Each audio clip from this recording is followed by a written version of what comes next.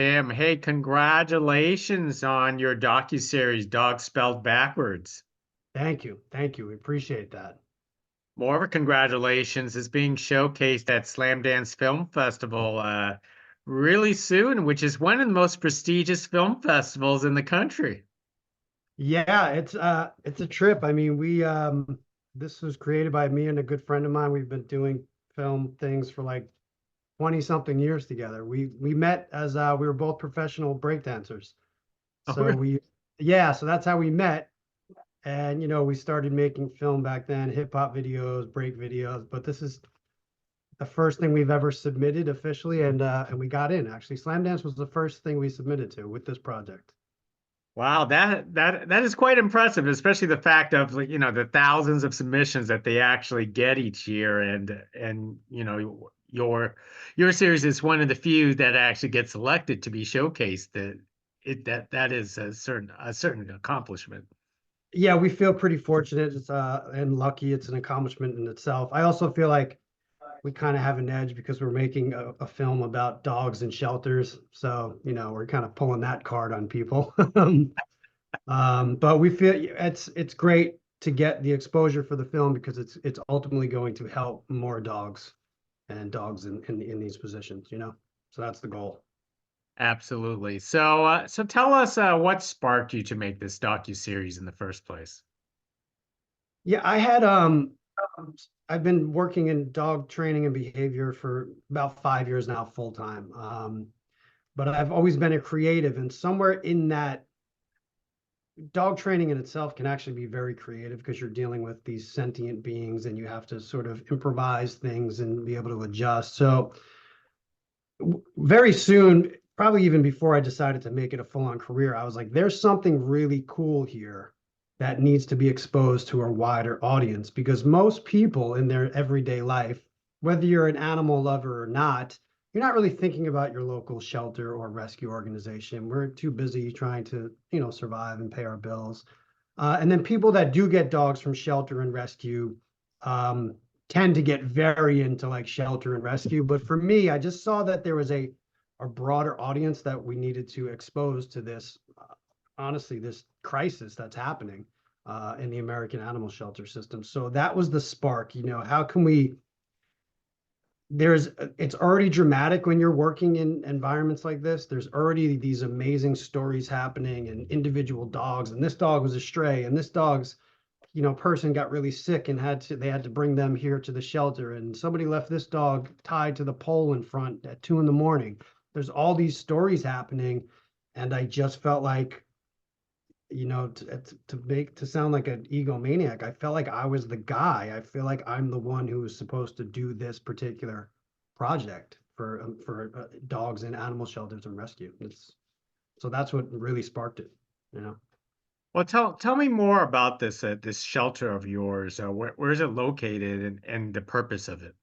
So I started my work in Los Angeles, actually. And the way I got into this line of work was I took on a rescue dog. If you hear a dog barking, by the way, it's my dog. I apologize.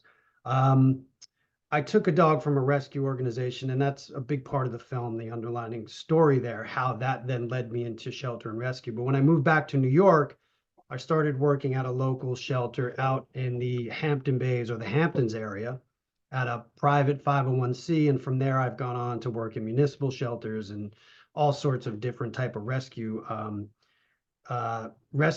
But the theme is kind of the same for all of them. Um, if it's private organizations, they make their money from fundraising and dogs. There's just dogs coming in all the time. They need help. And if it's municipal, it's the same thing. There's just dogs constantly coming in. And, I mentioned this in another interview I did in Maricopa County in Arizona right now. Their shelter system has about 900 dogs um, that need help. And a lot of it's done through volunteers. And so you're looking at dogs who don't even get out of their shelter once a week, if of their kennel, if once a week, if they're lucky, they get a walk. So um, each shelter is the same but different, just like, you know, the school system or people or dogs, like it's the same but different. And so we're able to apply this film project the feel, the educational aspect of it across the board, which is really kind of nice, honestly. So your film series actually is not just one location, it's actually at multiple locations. Yeah, correct. So this film, which is a four-part docu-series, is at one location, but we're launching into what we're calling the Shelter to Shelter tour. So we're going to be filming during Slamdance. We're visiting a huge rescue ranch out there. It's 100 acres called Nuzzles and Company, and we're going to be filming more content there because we're kicking off our Shelter to Shelter tour. We want to go around the country and film at different shelters and talk to people, meet dogs, and see what we have in common, what's different, where we can improve, and all those things. So I think it's looking like it's going to happen, and that's pretty exciting.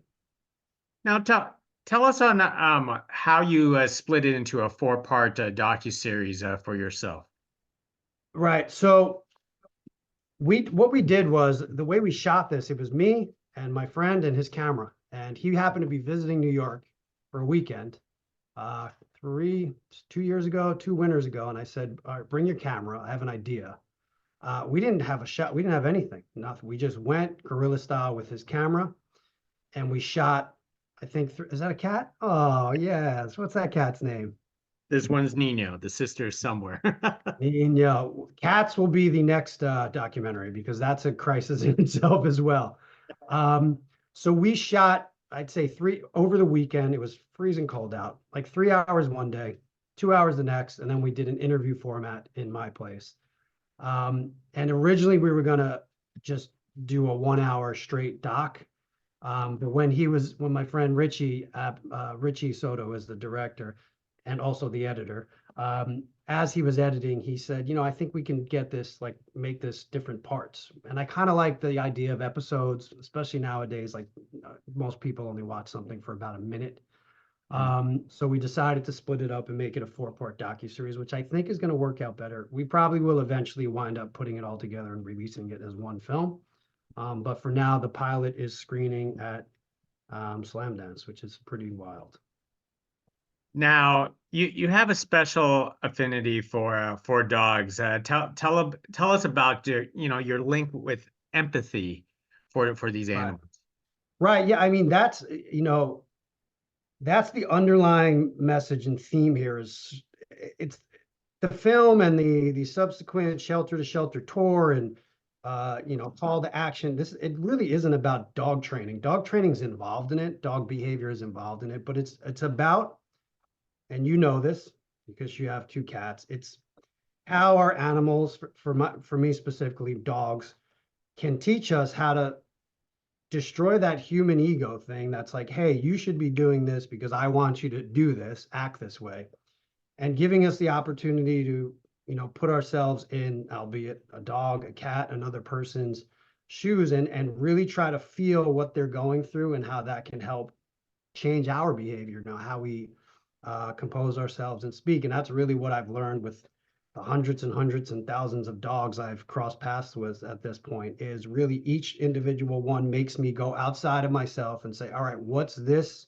specific sentient being going through and what can I do to help them? As opposed to what do I want them to do for me? That makes Now, sense. is it tough to be filmed as the primary subject and to direct yourself through this docuseries? Yeah, well, it was interesting because again, my friend Richie, who by all means was the director on this.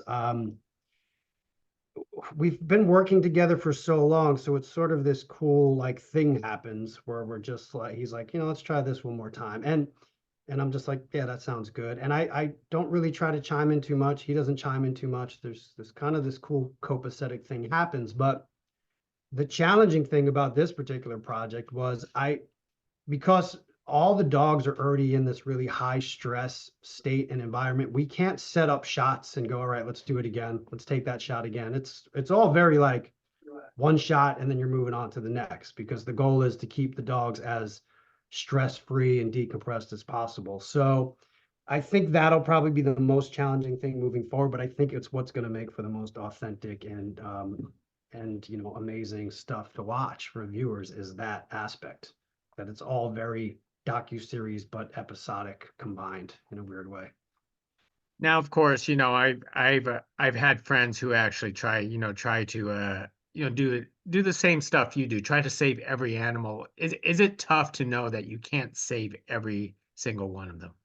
Yeah, so what a good question. Thank you for asking that. I don't I was explaining this to somebody the other day because the film also talks about my experience with behavioral euthanasia. I had to put one of my dogs to sleep because of severe behavior problems. He actually attacked a child being held in her mother's arms. So there are people who think that no matter what, we should try to save every dog, even if they're dangerous like that. I don't think that's professional or ethical. Um, so coming into this, I knew that the idea of like save them all, that's that human notion of all one way or the other. It's what keeps getting us into worse spots. Nothing can be all this or all that. Um, so I think having that mindset has helped. Like, okay, it's impossible. You're not going to save every dog. Just like we're all here and then we're gone at some point. And we're not going to save everybody. But yeah, there's a lot of compartmentalizing that goes on. And then there is what we talk about in the film. I think the second episode, something called compassion fatigue, where you do start to get burnt out. So for me, I work in spurts, 6 months here at a shelter, then I'll take a break, 7 months there, 3 months here.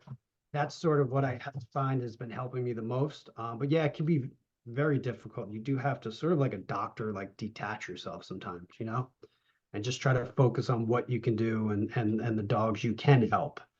And I mean, I think that's really the healthiest approach that you can take. Well said, well said. And I know it says secondary, but it is mentioned in your first episode was about you moving to Los Angeles for a music career, and I could see all the music instruments all around. Right.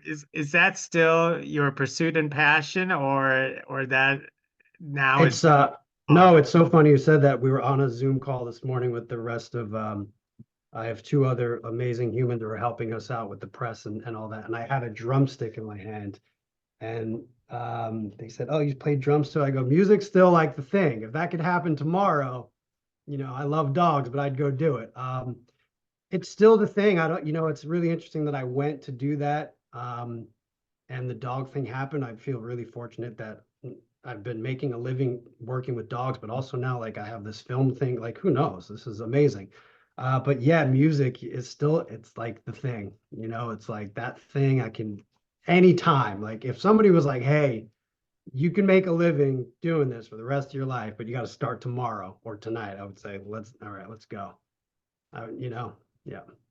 Well, you're admired because the fact that you still pursue your passions, whether it's dogs or music, one way or another.